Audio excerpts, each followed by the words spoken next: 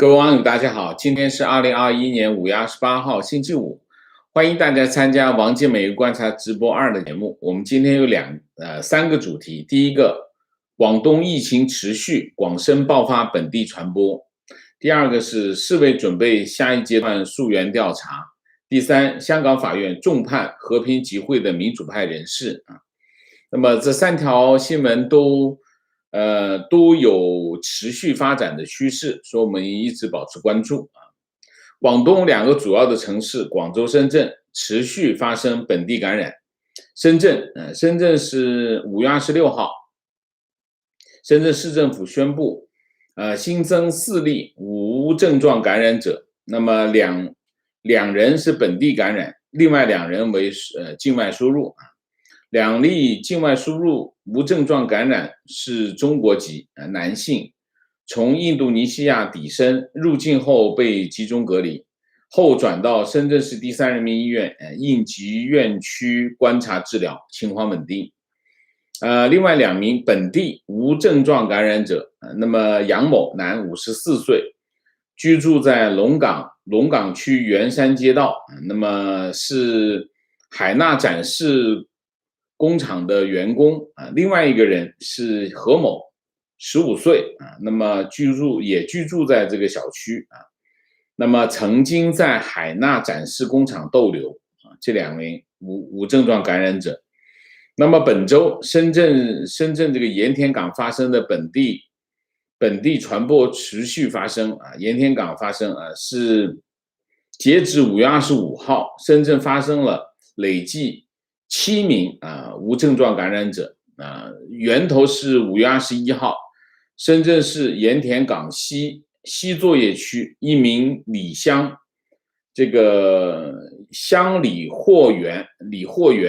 那么确诊为这个无症状感染者。他确诊以后，然后就陆陆续续一直到24号，从21号到24号，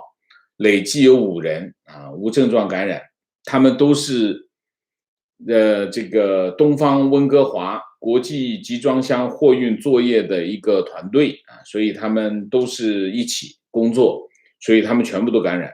后来陆陆续续这5个人陆陆续续围绕着他们密切接触者，又发现了2个感染。那么现在另外这个龙岗的圆山街道这个就已经不是盐田港的了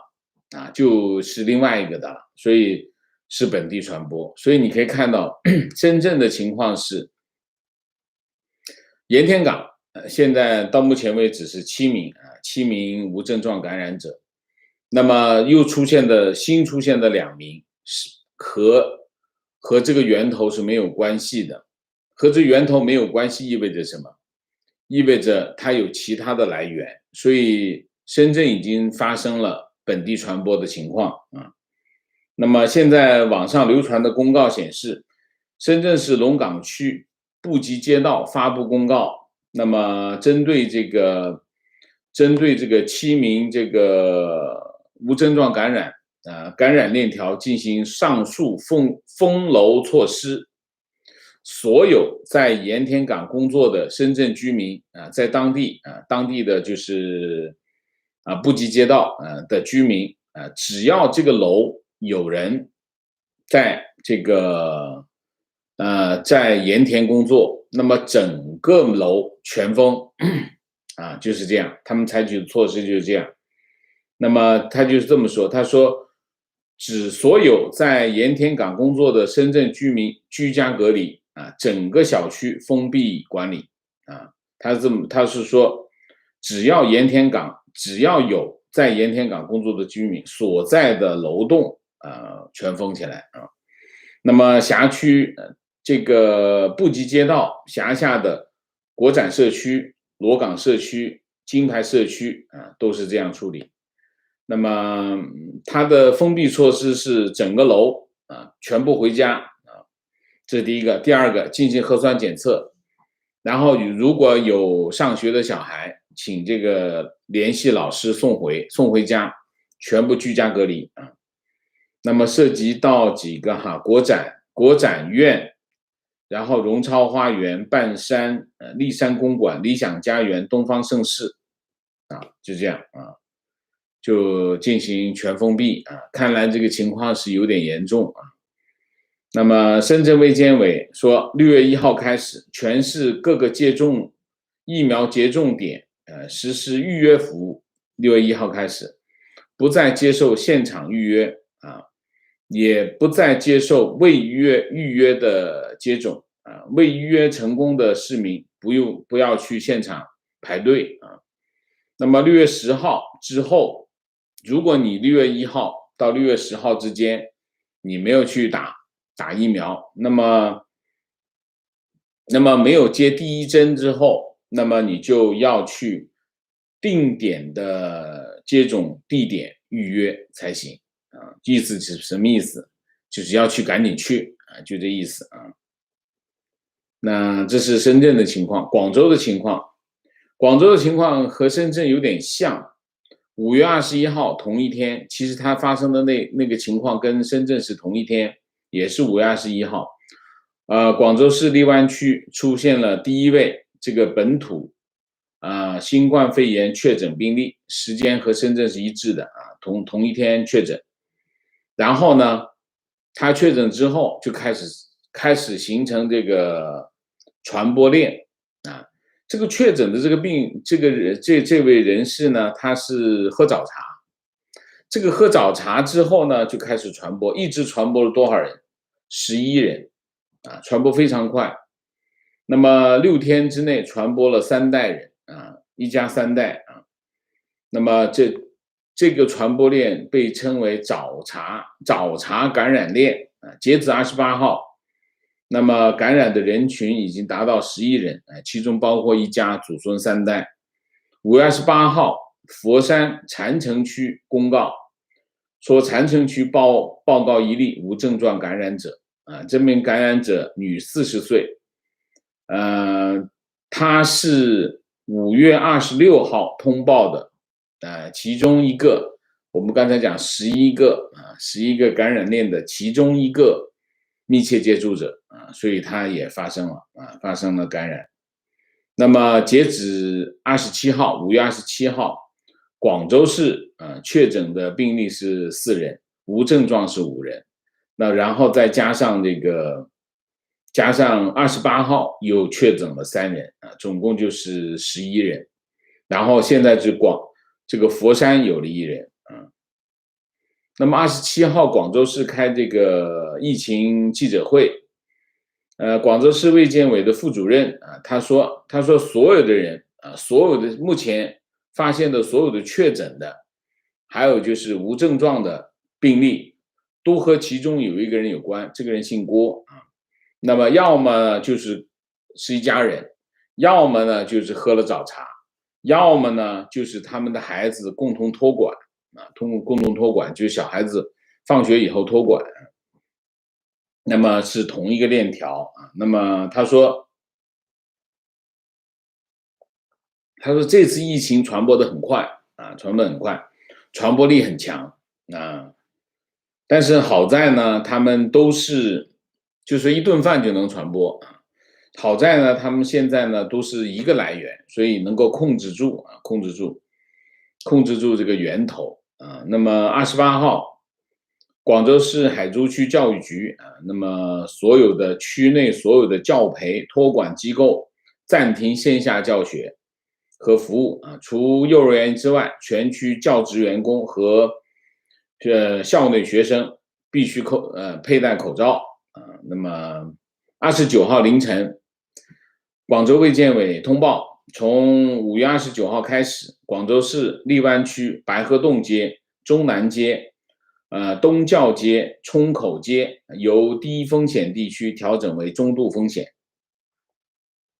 那么现在情况是什么呢？现在情况是广州、深圳同一天确诊，然后而且他们都是2个不同的他们2个呢都是集中传播一个传播出去，一个就是但是深圳的特殊性就是出现了2个不是盐田区的这个本地传播，那么这个情况是令人担心大概是这样那么中国疾控中心5月28号发布国产疫苗接种不良反应监测情况啊。那么这个情况呢，中国这种报告呢是有技巧的啊，他把所有的情况呢按比例来，他不说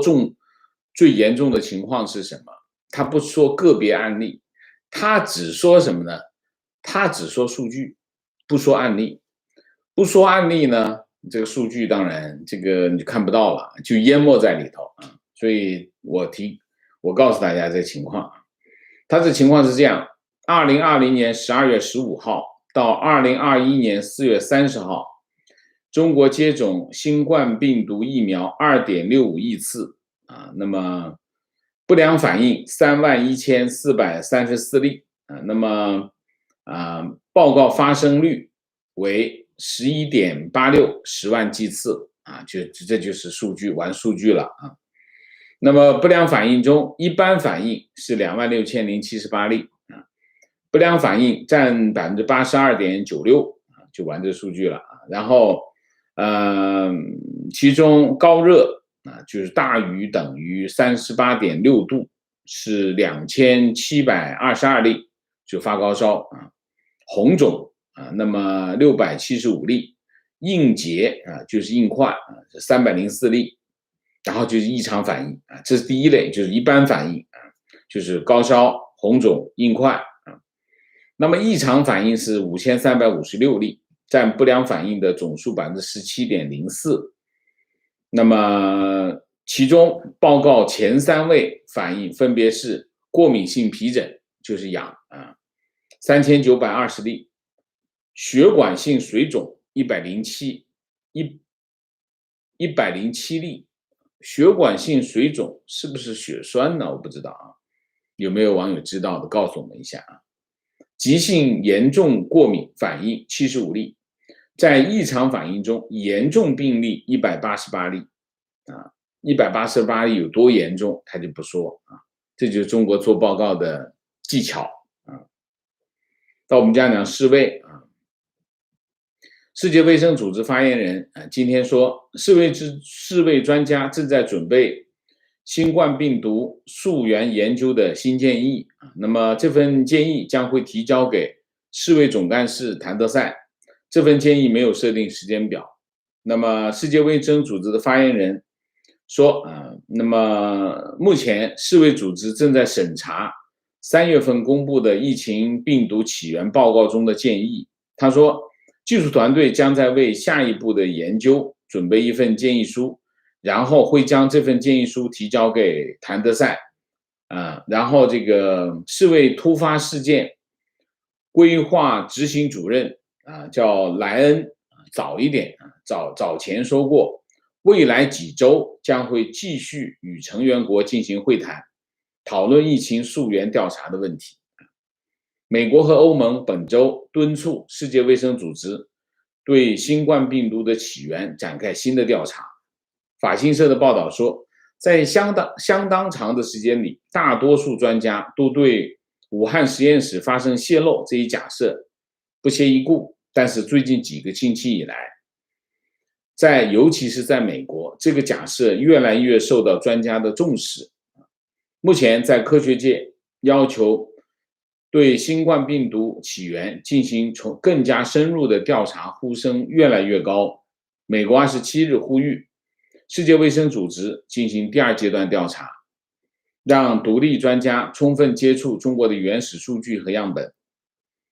那么世界卫生组织的溯源调查团今年1到2月份在武汉及其周边地区进行了为期4周的调查。那么3月份发表这个联合报告这个报告认为武汉肺炎病毒很可能这个报告认为这个病毒很可能是经过蝙蝠和通过其他的中介动物转移到人类感染。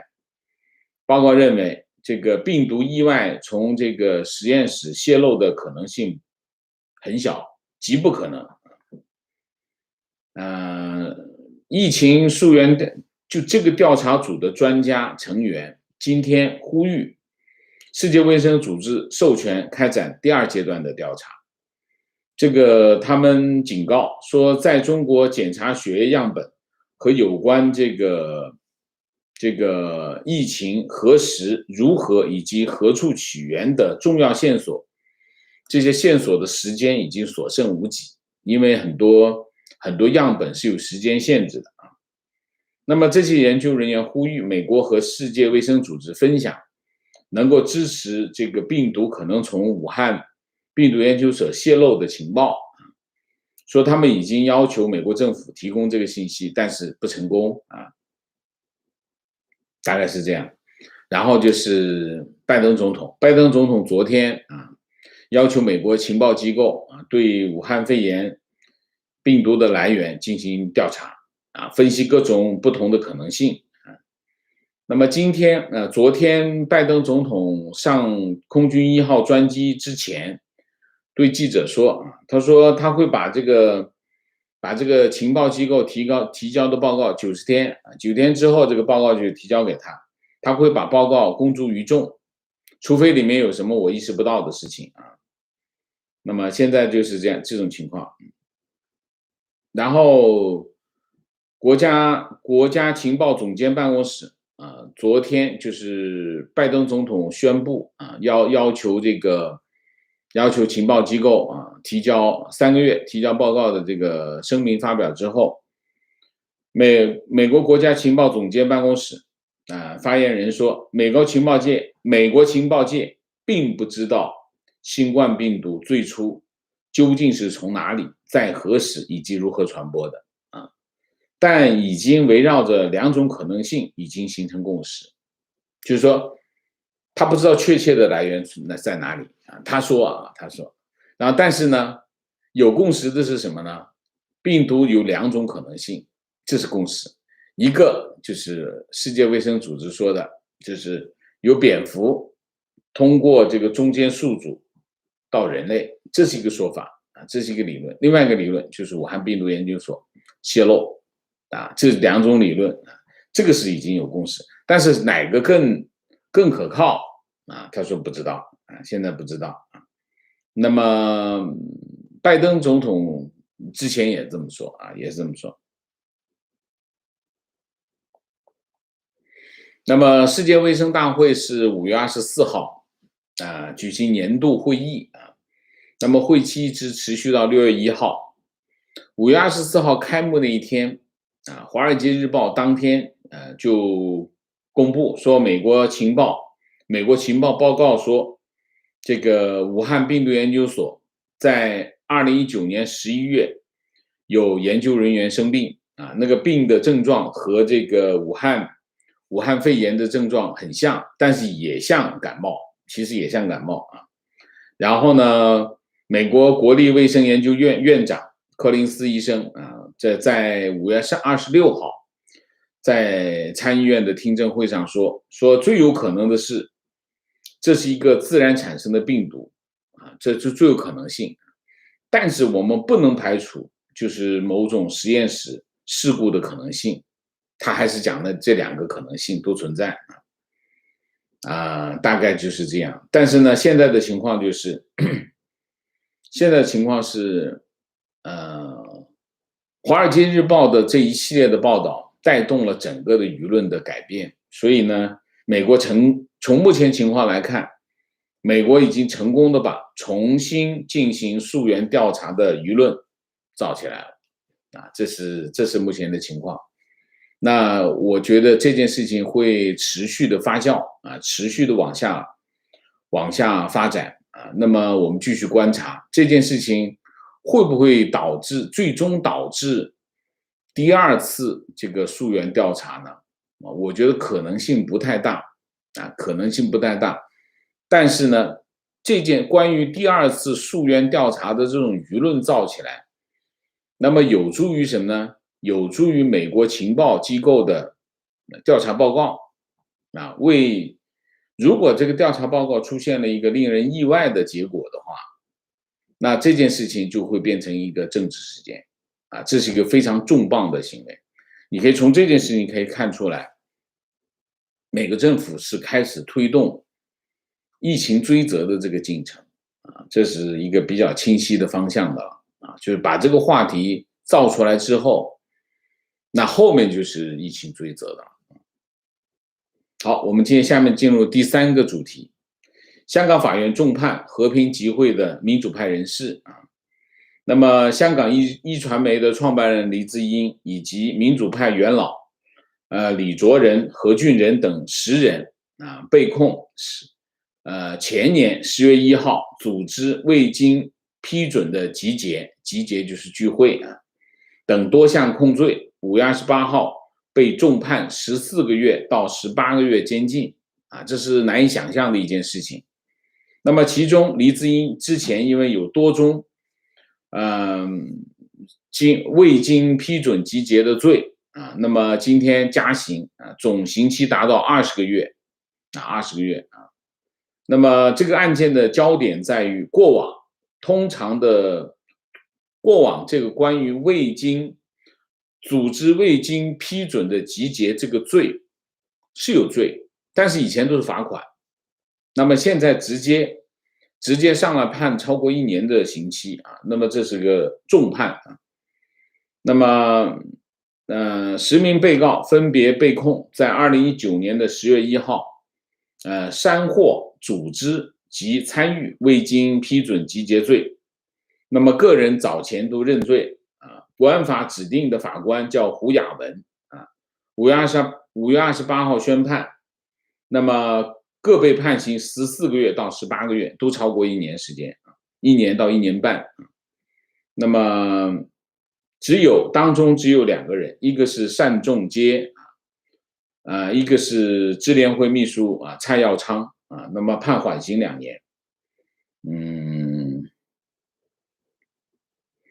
黎智英是加刑，总刑期20个月。李卓人和梁国雄那么也是加刑，分别是20个月和22个月。那么这个胡雅文宣判的时候说各被告通过社交平台和与媒体公开呼吁市民参与集会游行，以和理非，就是和平、理性、非暴力的方式集会游行，是天真不切实际并且说基本法赋予表达自由，但非绝对什么叫绝对？绝对就是没有的意思，是吗？那么被判缓刑的单仲偕和蔡耀昌从法庭出来说，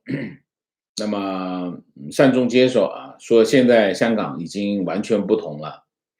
以前呢，这个控罪呢只是判罚款或者社会服务令那么现在直接上来就是18个月到24个月他说这是破纪录的。他说我心情很沉重，我们很多朋友过去10天在牢狱中一起度过，他们面对未来18个月就是到2年的这个牢狱生涯。他说我很难过，我觉得我们在追求一个基本法赋予的表达自由，而后果是这么严重性在香港是史无前例的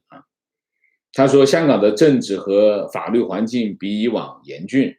但希望香港人仍然保持信念，坚持言论表达自由。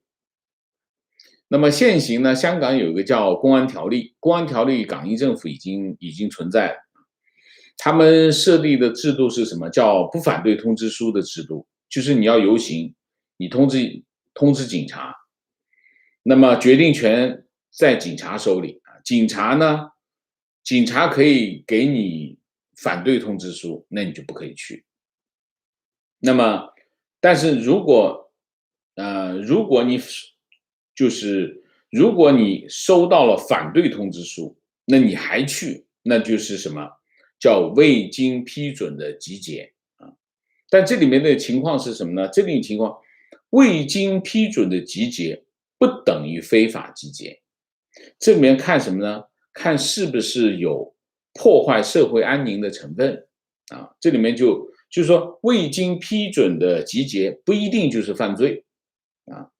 那么所以呢，以前呢就是你申请了，警察不批你还去，那怎么办？去法庭去告告呢，法庭判啊，就算是你有罪，好，那就判你罚款5000块，通常是2000块到5000块啊。那么或者罚你去做社会服务啊，100个小时或者50个小时这样。那么现在就不是了啊，这就是从什么时候开始呢？从2019年反送中开始啊，反送中开始情况不一样啊。那么2019年的6月21号，包围警察总部啊，然后这是黄之锋、林朗彦和周庭啊，也是因为这个判了7个月到13.5个月，然后就是818啊，818集会案，李柱铭跟黎智英9个人判了6个月到18个月，那么去年6·4晚会啊，也是都是不，现在全部都不批，现在警察全部都不批啊。黄之锋4个人啊，在维多利亚公园点蜡烛静坐，判4到10个月啊。那么现在情况就是这样。那么你看一下，现在是28号判前年的案子啊，为什么这个时候判？马上6·4了，马上6·4就判出来，在这个时候来判啊，就是吓唬大家，就你别去，去了我就重判，上来都超过1年的，大概就是这样啊。其实香港现在已经集会自由是已经没有了啊，这已经是没有了。你看一下这个案子就知道，这集会自由是没有了啊。香港已经不是我们以前的香港了，是国安法下的香港。国安法的香港就意味着2件事：第一个，香港基本法，其实香港基本法是个恶法，但是恶法中共都要破坏啊，这是第一个。香港基本法已经没有，已经名存实亡，这是第一个。第二个，当然最重要的是什么？一国两制不存在，所以台湾的民众千万要明白啊，就是一国两制是骗人的啊，所有的鼓吹在台湾推行一国两制的话，你去看一下香港，香港只能向给你们示范1次而已啊，现在就在示范这1次，一国两制就是这个下场。好吧，那我们现在今天的主题就讲到这里，我们下面进入互动。进入互动之前，温馨提示，请大家点赞，请新来的网友订阅，请大家加入我们的会员，支持我们做更好的节目。那么进入互动之后，请大家不要聊天，4个情况、问题、观点、情绪。我在这里也特别提醒大家啊，也请求大家密切的关注香港发生的事情啊，中共在香港做的这些事情，请大家都记住，在推特上也帮忙多传播啊，也告诉更多的国内的朋友，香港发生的真相是什么，好吗？谢谢啊。那么进入互动啊，我们看看大家今天有什么高见。明谢冬叶主任，谢谢 Patrick 长，谢谢溜溜，谢谢大大妈咪猫咪OK， 谢谢啊。观点，王老师你好，最近这几天观察到墙内媒体关注点在 UFO， 比如美国承认了 UFO， 印尼 UFO 入海了，尤其是浙江掉落疑似陨石的 UFO， 让我感觉好像 UFO 已经是国际新闻。我马上来墙外媒体看 UFO， 结果没有一点关注点。我觉得这次官方故意炒作 UFO 是为了掩盖一些舆论的关注点，比如疫情起源等问题。身在强内的普通老百姓真的可怜，他们得到的消息都是假的。王老师你觉得呢？ UFO 反正我在墙外我就没觉得现在 UFO 是个关注的焦点。你说国内的都在关注 UFO， 我今天看的媒体里面没有谈到 UFO 啊，我今天看的媒体今天上午跟今天下午我看的媒体都没有看到 UFO， 是你看到 UFO， 可能你关注的那几个媒体都在报道吧。观点：如果疫情源头是武汉实验室人员感染导致泄露的话，那么疫情初期传的喧嚣尘上的中国人吃野味、吃蝙蝠什么的都是吃导致的疫情，这种说法的荒谬中共是一开始就知道，但是中共宁愿让全世界华人背上骂名、被唾弃，也要掩盖事实的真相。事实的真相是，就算这件事情疫情来自于武汉实验室、武汉病毒研究所，我从来没有看到全世界的华人背上了骂名。所以大家记住，这件事情是没有发生过的。我在美国，我从来没有觉得，疫情来自中国，我们在国外的中国人受到了歧视，我没有受到过这件事情。这是中共的宣传，大家小心啊。谈到这件事情，大家可以去我们这频道的首页去看一下，就点我们的那个名字，就可以到这个首页。首页我们有一个栏目，这个栏目专门讲的是从去年这个疫情开始的时候，我们把所有的视频都放到这个栏目里面。栏目里面就有关于这个武汉病毒研究所到底是不是武汉肺炎病毒的源头，我们有一个完整的节目讲这个题目的，请大家去看这个节目啊。当时非常的清楚，当时所有的证据链我没有在现场，但是其实当时有很多的情况爆出来，根据这些情况建立起来的证据链已经非常清楚的证明，可以非常清楚的得出结论，武汉肺炎的病毒来自武汉病毒研究所，大家可以去看啊。这个我们所有跟武汉肺炎疫情的这个视频节目都在这个栏目里面，大家可以慢慢去看。当时发生了很多很多的事情，我在这里不一一的讲。好在什么呢？互联网是有记忆的啊，我们把所有的记录都放在这里，可以随时可以去看，好吗？不在喧嚣尘上就是当时的情况非常的清楚，所发生的所有的事情，包括习近平在这件事情的表现，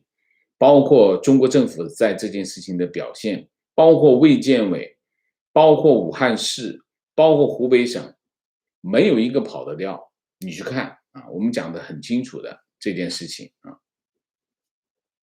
观点：武汉实验室，武汉病毒研究所实验室，在2019年10月员工就医前封闭了2个星期。谁听过员工感冒必须封闭工作场所的？情况坐标山东，早就知道6月10号之后就不接种第一针的消息了媒体也是每天在卖力的喊话，10号就不给打了，弄得早上排队的人排到中午都打不上这就吓唬大家，其实就是用这种方法来吓唬大家。中国现在的问题并不是打不打的问题，现在核心的问题是它的疫苗的品质、质量不过关、不稳定，质量不可靠。那你比如说像深圳这个盐田港的这5个这个货柜操作员，这5个货柜操作员全部都打了疫苗，因为他们会接触这个货柜，很多货柜船是往来世界各地的，他早就打过疫苗，没有保护，一个都没有保护到。所以其实现在的中国的疫情复杂的情况就在这里，就是它的疫苗它不可靠，你不知道它能提供多少保护。提问：台湾目前疫情发烧，染病和死亡人数也一直在攀升，目前急着找疫苗，台湾疫苗取得不易，政府的说法是之前疫情不严重抢不到，政府有这么说过吗？而且有中共干扰之故，而目前美国有多余的疫苗要释出，台湾却分不到。舆论对政府和美国有诸多不满，造成严重的政治危机。你这有点夸大吧？我怎么没看到有政治危机呢？嗯，疫苗现在已经到了3批所以你这个话完全不真实所以我认为你这个问题提的不对啊。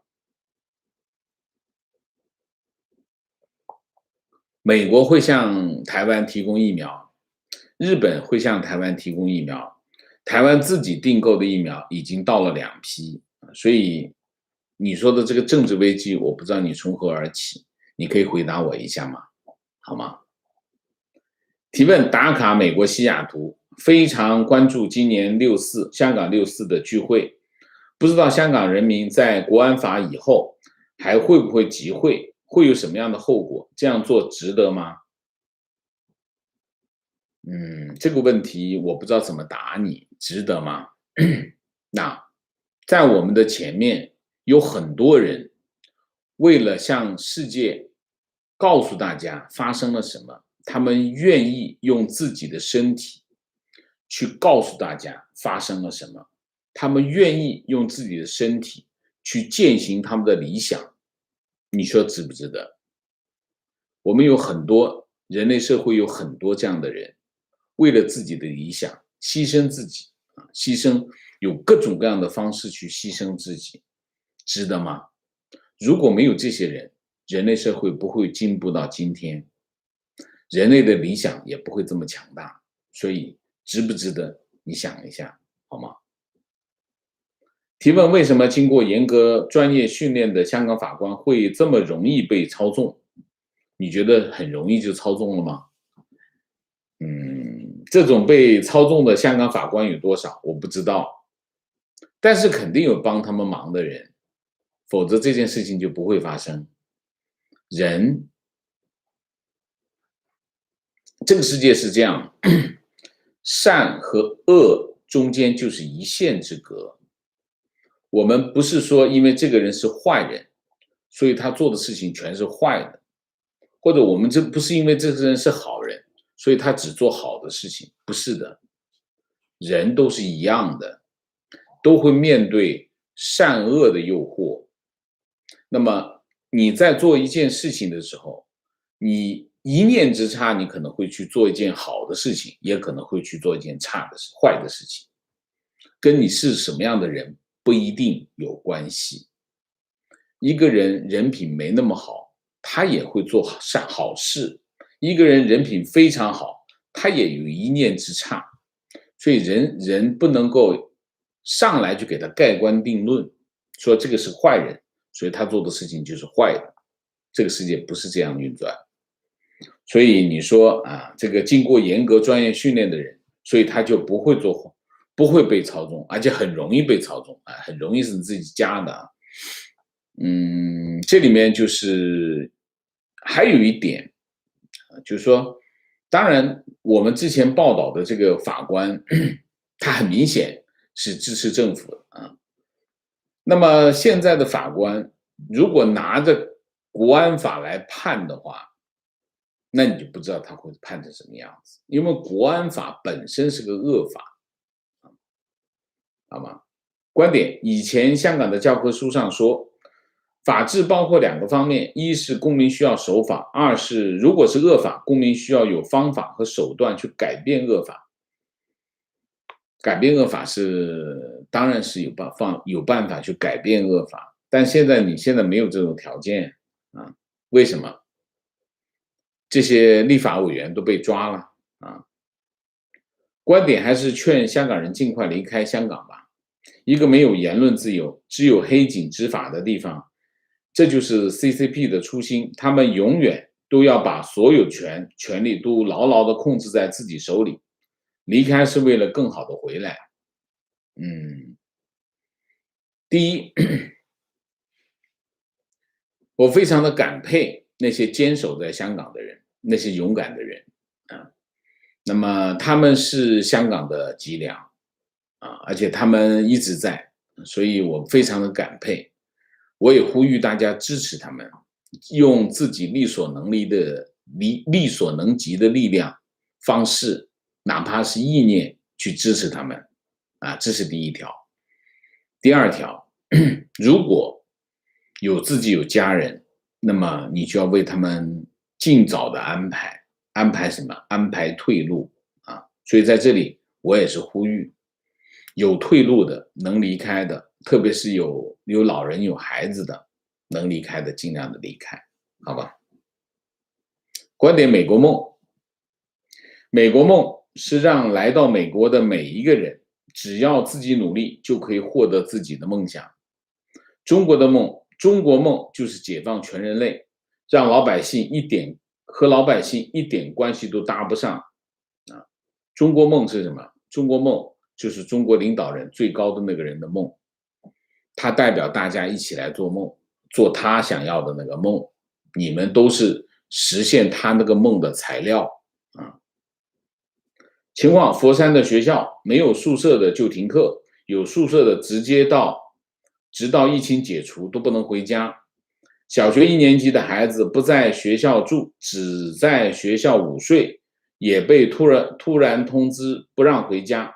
家长都匆忙往学校送生活用品，不让见孩子。老师说见一个孩子，整个班就哭声一片，只让打电话我的天，小学1年级怎么搞？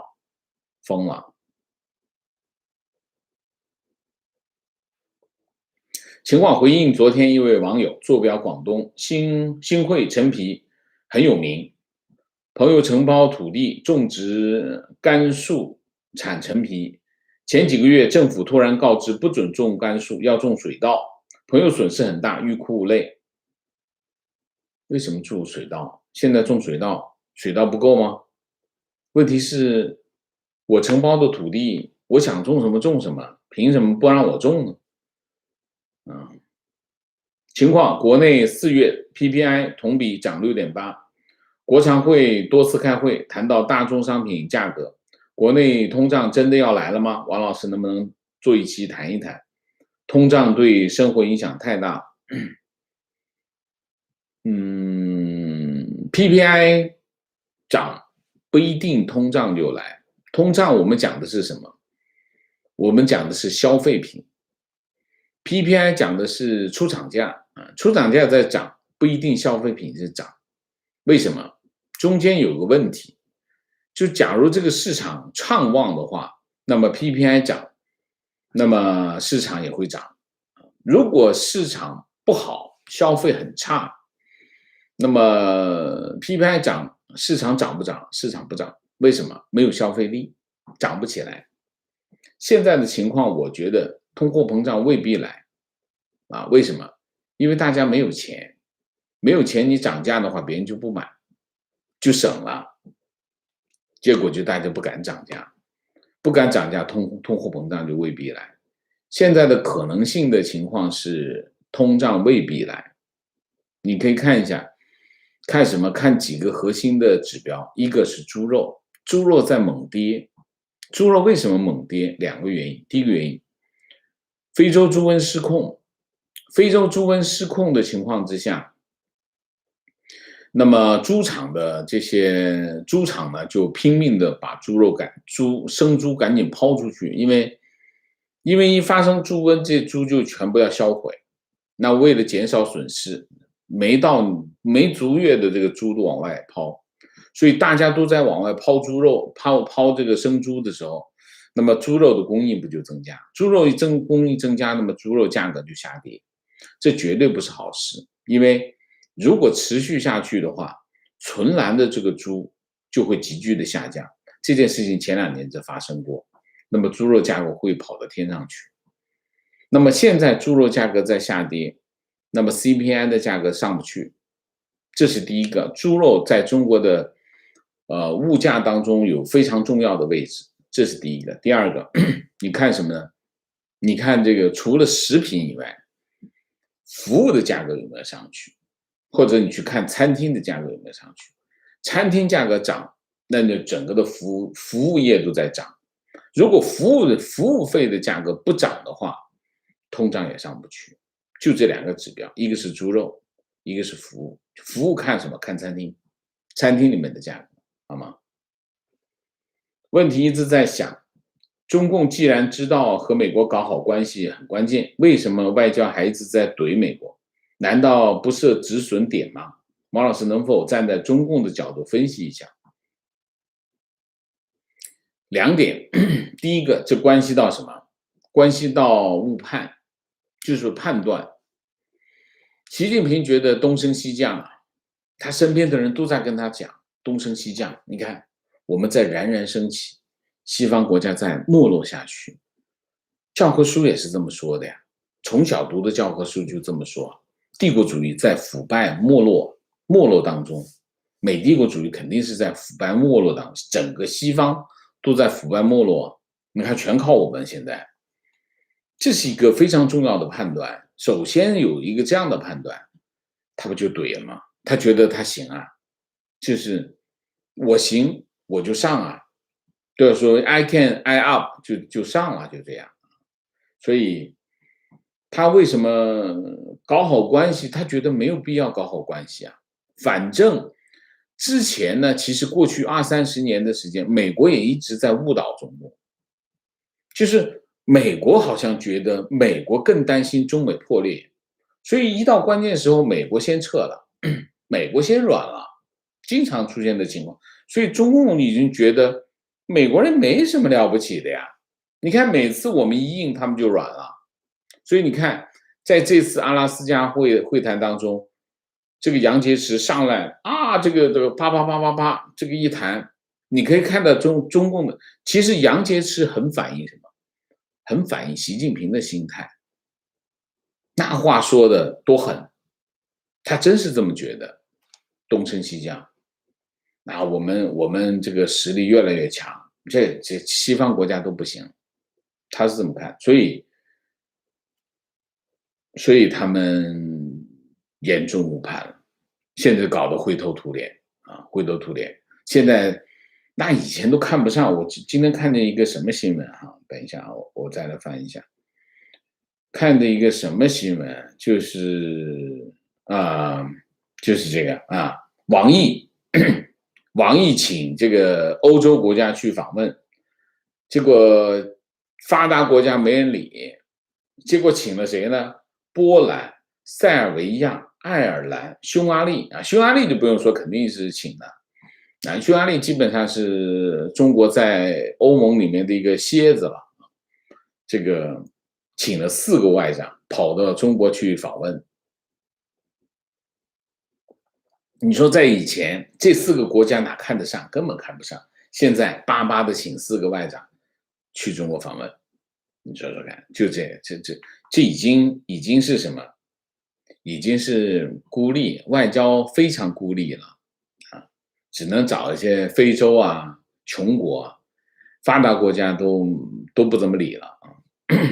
观点：日本采购的 AZ、Moderna 疫苗，经计算将有多出的疫苗。日本人民说，311大地震，台湾帮助我们日本。日本疫苗疫情爆发时，台湾捐口罩。日本朝野政党以及人民有意将多出的疫苗免费送给台湾，就是这样。所以日本要给台湾，美国给台湾。刚才那个人说的，我觉得绝对不是真实的啊，这是有点带风向的了啊。观点：台湾在野党就是国民党全力抨击执政党，再加上中共网军努力唱和，还有台商要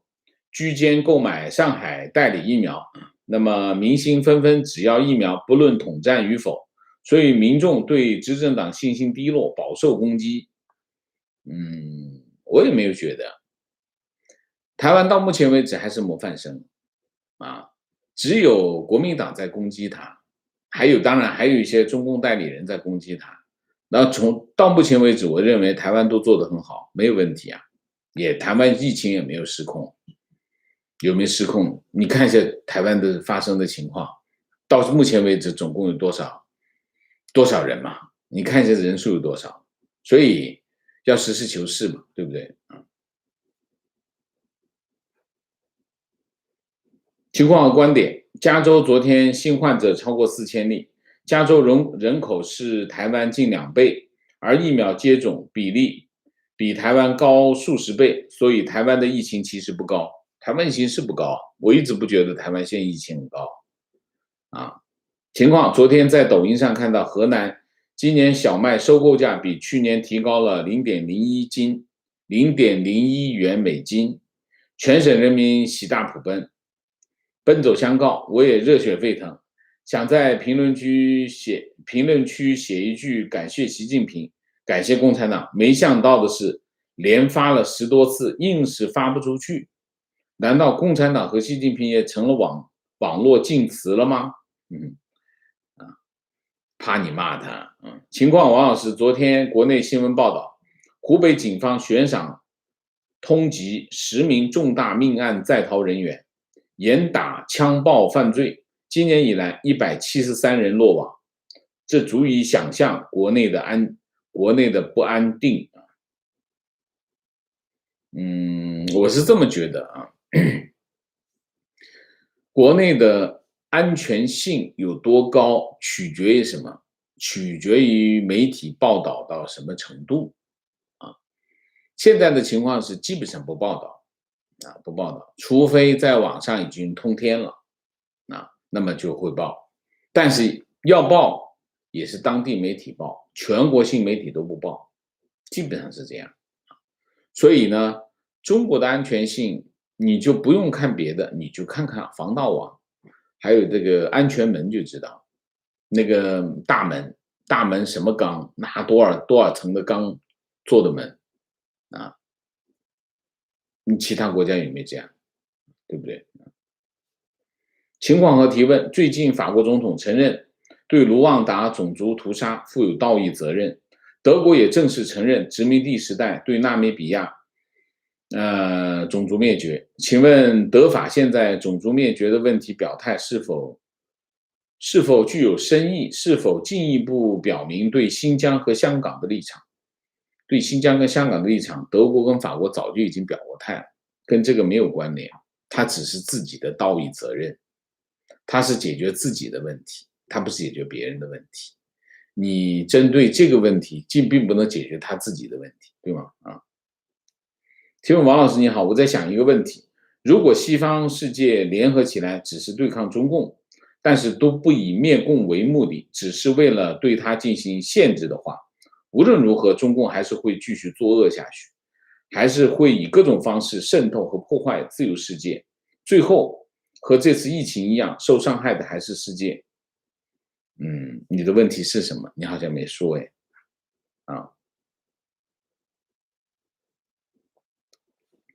在一个现代政治当中，一个国家的国家战略不可能以推翻另外一个国家的政权为前提，大家记住这一点。就算是你想做这个动作，你不能讲出来，对吗？明谢Viva Insight 谢谢，江俊丁谢谢， LX Gaming 谢谢，为自由发声追求真相王先生加油谢谢， Kevin 谢谢，老罗王谢谢，问候在台湾居家避疫的朋友们辛苦了。情况：王老师，我墙内游戏和和平精英名称清明除恶习用了8个月，今天被禁了。给了改名卡，让我改了。情况：刚才看到谷歌新闻标题，日本宣布延长疫情紧急状态。OK， 情况：台湾疫情17日是高峰，之后一直没有超过，说明拉平即将迎来拐点。澳洲就是如此，拉平最重要。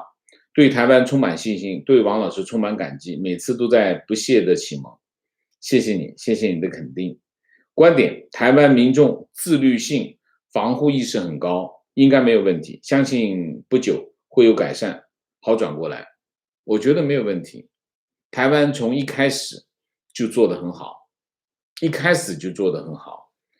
它整个系统就做得很到位，而且台湾民众本身防护意识很好，而且非常的守规矩。疫情很重要的是什么？疫情最重要的就是守规矩。告诉你这件事情不能做，要这样做，大家都这样做，不这么做，这件事情才能到位。如果你不是这样的话，你有再多的资源也没有用。所以你看，在美国的情况是什么？在美国最大的问题就是不肯戴口罩。那么有些人不肯戴口罩，所以有些地区它的感染率就很高，下不来，原因就在这里。那你看一下台湾也好，香港也好，日本就更不用说了。日本其实也是做的很到位的。当然疫情是什么？疫情就是病毒，不受我们指挥，所以它会有它的规律。那么它会发生，只要上去控制住，你现在这个点不会超过前面那个点，只要不超过前面那个点，持续往下走，然后这个医疗系统不崩，就没问题，就继续坚持就好了啊，就是这样。所以面对疫情，我们要保持，第一要保持耐心，第二要保持信心，第三要团结一致，好吧 ？OK， 那我们今天的节目就到这里，感谢大家的参与，我们下个节目再见。再见之前，请大家点赞，请新来的网友订阅，请大家加入我们的会员，支持我们做更好的节目，做更好的自己。谢谢大家，谢谢。